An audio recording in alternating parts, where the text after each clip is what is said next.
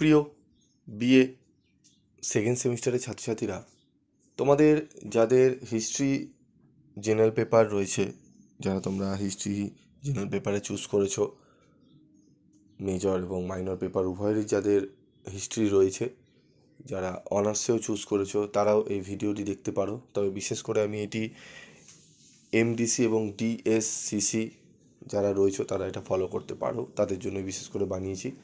তবে এমডিসি ক্যান্ডিডেটরা বা স্টুডেন্টরা এই ভিডিওটি দেখবে, খুবই উপকার তোমরা এই ভিডিও মারফতে পাবে। এই ভিডিওতে কি আলোচনা করব সেটি তোমরা থাম্বনেল দেখে বুঝতে পেরেছো। হ্যাঁ, তোমাদের পলিটিক্যাল সায়েন্সের যেরকম আমি মডেল প্র্যাকটিস সেট দিয়েছি, নমুনা স্যাম্পল পেপার দিয়েছি, যারা এখনও দেখোনি তারা দেখে নিতে পারো।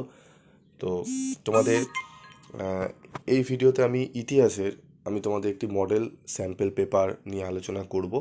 এই পেপারটি তোমরা যদি ভালো করে প্র্যাকটিস করো, যারা অনার্স যারা জেনারেল উভয় ছাত্রছাত্রীরাই এইটি প্র্যাকটিস করো। খুবই গুরুত্বপূর্ণ প্রশ্নগুলো যেগুলো আসার সম্ভাবনা 100%, সেই সমস্ত প্রশ্নগুলো নিয়েই এই নমুনা স্যাম্পল পেপার তৈরি করা হয়েছে, যেগুলো প্র্যাকটিস করলে যেরকম বিগত 5-6 বছর ধরে পিভি স্টাডি ক্লাস দিয়ে আসছে, যেগুলো প্র্যাকটিস করে ছাত্রছাত্রীরা মডেল প্র্যাকটিস সেট থেকে 80%-এর উপরে কোশ্চেন কমন এসছে। এমনও কোনো কোশ্চেন পেপার রয়েছে মডেল পেপার যেটি কিনা 90%-এর উপরেই কোশ্চেন কমন এসে গেছে।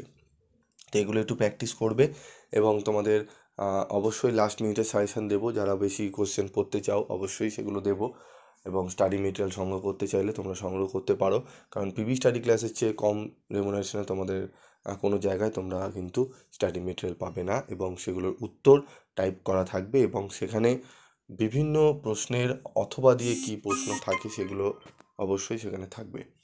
এবং উত্তরের কোয়ালিটি যারা এখনও পর্যন্ত জানো না তারা বুঝতে পারবে না। আমি কিছু স্যাম্পল দিচ্ছি, তোমাদের ভিডিও আকারে আমি আলোচনা করছি, তোমরা সেগুলো ফলো রাখবে, অবশ্যই দেখবে উপকার তোমরা পাবে। এবং এটা মাথায় রাখবে, যেখানে তোমরা ফ্রি অফ কস্টে এত নোটস প্রোভাইড তোমাদের করা হচ্ছে বা তোমরা পাচ্ছ, সেখানে অবশ্যই তোমরা যোগাযোগ বা চ্যানেল বা যে কোনো গ্রুপ তোমরা ফলো রাখবে, কারণ সেখান থেকে তুমি তো ফ্রি অফ কস্টে পাচ্ছ এবং তোমাদের টাকা কড়ি সেখানে দিতে হচ্ছে না, তাই সেগুলো তোমাদের ফলো করলে তোমাদেরই ভালো।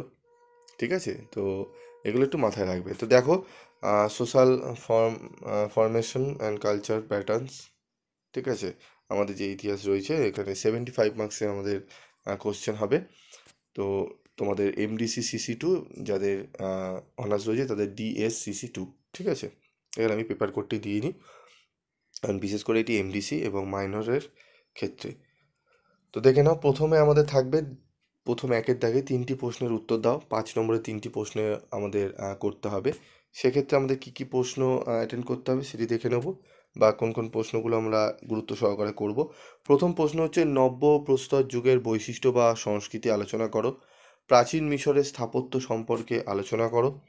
গ্রিক ঐতিহাসিক থুকিদিডিসের অবদান আলোচনা করো। প্রাচীন রোমের ব্যবসা বাণিজ্য সম্পর্কে আলোচনা করো। এই 4টি প্রশ্ন মোস্ট ইম্পর্টেন্ট, একদম গুরুত্বপূর্ণ, গুরুত্ব সহকারে এই প্রশ্নের উত্তরগুলো তোমরা ভালো করে নেবে। এবং যদি তোমাদের এই প্রশ্নের উত্তরগুলো করতে অসুবিধা হয় অবশ্যই তোমরা কমেন্ট বক্সে লিখে জানাবে। আমি প্রত্যেকটি মডেল পেপারের যতগুলো প্রশ্ন আছে সব আমি তোমাদের চ্যানেলে উত্তর আমি তোমাদের করে দেবো, ঠিক আছে। এবং তোমরা গ্রুপ জয়েন করতে পারো, সেখানে বিভিন্ন সাবজেক্টের কিন্তু ফ্রি অফ কস্টে তোমাদের নোটস দেওয়া হচ্ছে, তোমরা সেগুলো একটু ফলো রেখো। এবং যদি চ্যানেলে গ্রুপে জয়েন হতে চাও অবশ্যই তোমরা কিন্তু কমেন্ট বক্সে লিখে জানাবে। পরের প্রশ্ন দেখো, প্রাচীন স্পার্টায় হেলথের ভূমিকা আলোচনা করো। গ্রিক ঐতিহাসিক হেরোডোটাসের অবদান আলোচনা করো, ঠিক আছে। এখানে 6টি প্রশ্ন খুবই গুরুত্বপূর্ণ রয়েছে, 6টি প্রশ্ন ভালো করে তোমাদের করতে হবে। তোমরা চাইলে স্ক্রিনশট তুলে নিতে পারো, ঠিক আছে। তো নব্যপ্রস্তর যুগের বৈশিষ্ট্য বা সংস্কৃতি আলোচনা করো। প্রাচীন মিশরের স্থাপত্য সম্পর্কে আলোচনা করো। গ্রিক ঐতিহাসিক থুকিদিডিসের অবদান আলোচনা করো। প্রাচীন রোমের ব্যবসা বাণিজ্য সম্পর্কে আলোচনা করো। প্রাচীন স্পার্টায় হেলথের ভূমিকা আলোচনা করো। গ্রিক ঐতিহাসিক হেরোডোটাসের অবদান আলোচনা করো। এবং লাস্ট কোশ্চেন, সোফিস্ট দর্শন সম্পর্কে সংক্ষেপে আলোচনা করো। এখানে মোট 7টি প্রশ্ন আমি 5 নম্বরে দিলাম, এগুলো ভালো করে রেডি করে যাও। এখান থেকে তোমরা আশা করি মিনিমাম 2টো তো কমন পাবেই, 3টি তোমরা কমন পেয়ে যাবে, মিনিমাম 2টো তোমরা এখান থেকেই কমন পেয়ে যাবে, এইটুকু বলতে পারি, ঠিক আছে। চলে আসবো আমরা কিন্তু এবার 10 নম্বর এবং 20 নম্বরের প্রশ্ন, চলো দেখে নিই। দেখো আমাদের প্রশ্ন, মানুষের বিকাশ ও বিবর্তনের ইতিহাস আলোচনা করো। নব্যপ্রস্তর যুগের বিপ্লবের প্রধান বৈশিষ্ট্যগুলি আলোচনা করো। প্রাচীন রোমের কৃষি অর্থনীতির বৈশিষ্ট্যগুলি আলোচনা করো।